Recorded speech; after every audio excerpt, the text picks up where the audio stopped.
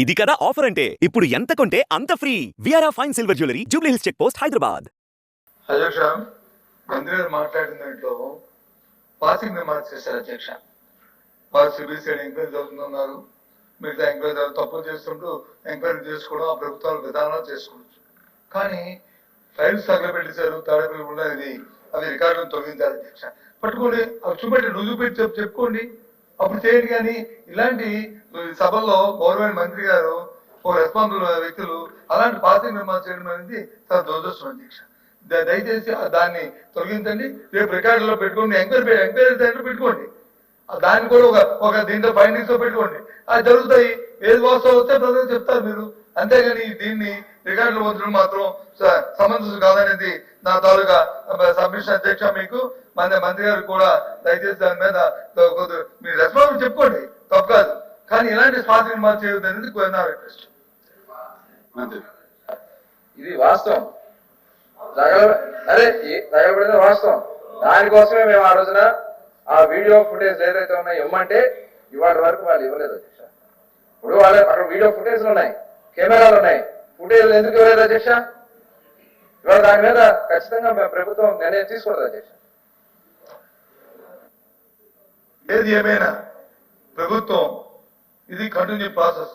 మీకు అధికారం ఉంది, మీరు ఎంక్వైరీ చేయొచ్చు, అధికారులు మీ మనుషులే చేయొచ్చు, వాస్తవాలు బయటపెట్టండి.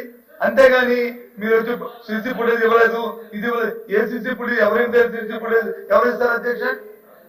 ఎవరింట్లో మా ఇంట్లో జరుగుతున్న కార్యక్రమం సీసీ ఫుటేజ్ ఇవ్వమంటే ఇస్తామా? అక్కడ ఏదైనా జరిగితే ఆ జరిగిందని నిరూపిస్తే అప్పుడు అడిగితే అప్పుడు ఇస్తారు తప్పకుండా అధ్యక్ష. ఆలోచన చేయండి. అని ఏంటిది మాట్లాడింది? దయచేసి అది కాదు, దయచేసి నా తాలూకా తీర్చింది మీ రికార్డు మొత్తం దాన్ని మాత్రం తొలగించాలని మా తాలూకా పార్టీ తరఫున మేము కోరుతున్నాం. బాధ్యతాయుతంగా మాట్లాడవలసినటువంటి అవసరం ఉండదు, బాధ్యత రహితంగా ఎవరం కూడా మాట్లాడకూడదు అధ్యక్ష. ఈ రాష్ట్రంలో కానీ దేశంలో కానీ ఎక్కడైనా సరే ఒక ఇన్సిడెంట్ జరిగితే, దొంగతనం జరిగినా, ఫైర్ యాక్సిడెంట్ జరిగినా, లేకపోతే ఒకరికొకరు పొడుచుకొని మర్డర్ చేసినా సరే ఫస్ట్ హ్యాండ్ ఇన్ఫర్మేషన్ ఏంటంటే అక్కడ ఉన్నటువంటి పబ్లిక్ సమాచారం ఇస్తారు.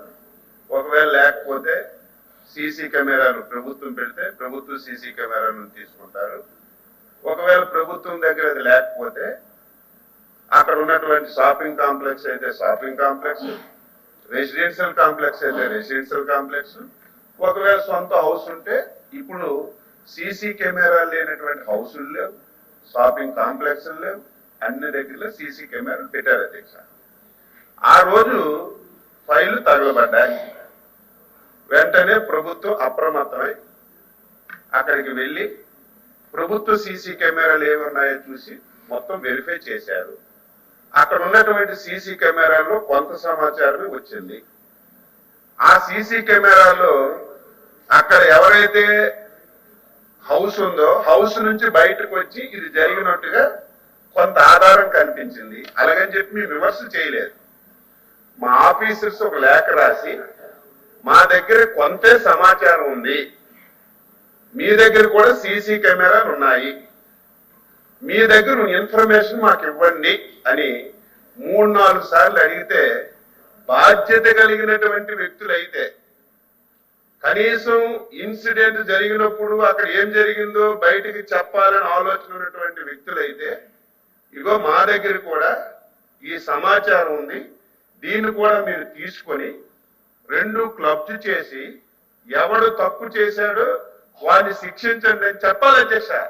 కానీ బాధ్యత రాహిత్యంగా ఇవ్వకుండా మళ్ళీ ఎదురుదాడు అధ్యక్ష. మా నాయకుడిని హతమార్చేయాలని, మా నాయకుని దాడి చేయాలని చాలా మంది ప్రయత్నం చేస్తున్నారని చెప్పి మళ్ళీ తిరిగి పోలీస్ స్టేషన్లో కంప్లైంట్ ఇచ్చిన పరిస్థితి అయితే ఏమనాలి? అందుకే మేము స్పష్టంగా ఆరోపణ చేశాం. ఆ రోజు ఏవైతే లెక్కలకు సంబంధించినటువంటి ఫైల్స్ అన్ని కూడా అక్కడ తీసుకొచ్చి తగలబెట్టారని చేశాం. మీ దగ్గర సీసీ కెమెరా ఉంది కదా, మీ దగ్గర ఇన్ఫర్మేషన్ ఉంది కదా, మీ ఇంట్లో నుంచే వచ్చినట్టుగా మీ ఇల్లు అంటే మీ ఇల్లు కాదు, అక్కడ సంఘటన జరిగిన దగ్గర ఏ హౌస్ అయితే ఉందో ఆ హౌస్ నుంచి బయటకు వచ్చినట్టుగా ఆధారాలు ఉన్నాయి కదా. మీరు అది బయట పెట్టి నిరూపించవలసింది పోయి మళ్ళీ ఎదురుదారు అధ్యక్ష. సమాజం గుడ్డిది కాదు, ప్రజలు గుడ్డి వాళ్ళు కాదు. నేను చెప్పిన దాంట్లో అవాస్తవం చెప్పండి. ఒక షాపింగ్ కాంప్లెక్స్ దగ్గర యాక్సిడెంట్ అయితే ఫైర్ది, ఆ షాపింగ్ కాంప్లెక్స్ లోకి వెళ్ళి సీసీ ఫుటేజ్ తీసుకుంటలేదు అధ్యక్ష. చెప్పండి, ఇది ఎక్కడైనా దేశంలో అన్ని దగ్గర జరుగుతుంది, ప్రపంచంలో జరుగుతుంది. ఇప్పుడు ప్రభుత్వాలు ఏం చేశాయి? ప్రైవేట్ అయినా సొంతమైనా గవర్నమెంట్ అయినా కంపల్సరిగా సీసీ కెమెరాలు పెట్టాలి ఒక నిర్ణయం తీసుకొని సీసీ కెమెరాలు పెట్టిస్తుంటే ఇది రూలుకు వ్యతిరేకం, సభలో తప్పు మాట్లాడుతుంది.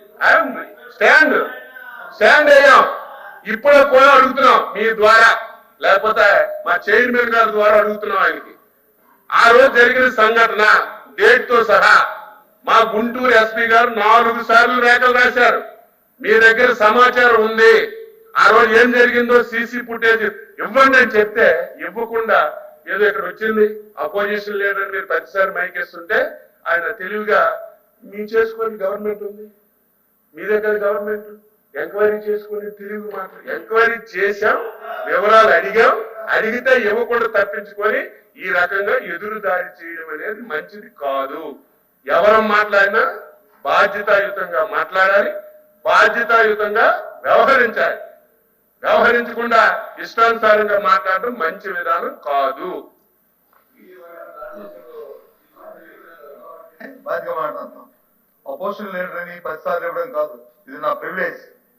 ఇది ఎవరో దయాదాక్షిణ్యంగా వచ్చిన ఇది కాదు, ఇది మా ప్రివిలేజ్. ఈ చట్టం నాకు ఇచ్చిన అవకాశం. దయచేసి మంత్రి గారు అది దృష్టిలో పెట్టుకుని మాట్లాడాలి. 10 సార్లు ఇస్తున్నాం కదా అని మీ దయాదాక్షిణ్యం నేను ఇక్కడ మాట్లాడట్లేదు. దయచేసి నేను అడుగుతున్నా ఒకటే అధ్యక్ష తమని ఏదైతే వారు వచ్చి ఎంక్వైరీ చేశారు అన్నారు, ఫైన్, ప్రభుత్వం ఎంక్వైరీ చేస్తుంది. దాని మీద వచ్చి ఒక సిట్ కూడా వేసింది. ఆ సిట్ కూడా అందరినీ పిలుస్తుంది, అందరి దాదాపు స్టేట్మెంట్ కట్టించుకోనియండి. కానీ ఏదైతే మీరు అడుగుతుందో ఆ ఇంట్లో చెత్త కాల్చుకున్నా ఆ సిసి ఫుటేజ్ ఏమని ఆయన ఇవ్వలేదు అంటే దానికి అర్థం ఏంటి? ఎంక్వైరీ అవుతుంది కదా, దాన్ని సభలో వచ్చి ఆ తాడేపల్లి ప్యాలెస్ అనే ఆ వర్డ్ని అని అది కరెక్ట్ కాదు కదా. అది ప్యాలెస్ అందరికీ ఉన్నాయి, తాడేపల్లి ప్యాలెస్ ఉన్నాయి, లేకపోతే హైదరాబాద్ లో వచ్చి ప్యాలెస్ ఉన్నాయి, లేకపోతే మా విజయనగరంలో మాకు ప్యాలెస్ ఉంది, మీకు మీ ఊర్లో మీకు ప్యాలెస్ ఉంది, అందరికీ ప్యాలెస్ ఉన్నాయి. అది కాదు కదా. అది మనం మాట్లాడుకున్నప్పుడు ఒకసారి పద్ధతిలో మాట్లాడుకోవాలి. చట్టం చేసుకెళ్ళిపోద్ది. ఎవరో చట్టాన్ని ఎవరు వ్యతిరేకించలేము. దయచేసి నేను ఆ విషయం గురించి మాట్లాడేది తప్ప 10 సార్లు అవకాశం వచ్చింది లేచిపోయి 10 సార్లు పోయేది నేను దాని గురించి మాట్లాడలేదు అధ్యక్ష. దయచేసి మంత్రి గారు మళ్ళీ దీన్ని పొడిగించొద్దు. నేను నా రిక్వెస్ట్ వచ్చి నేను మాట్లాడండి, మరి మీరేంటి మాట్లాడేదా? మీరు మాట్లాడితే కదా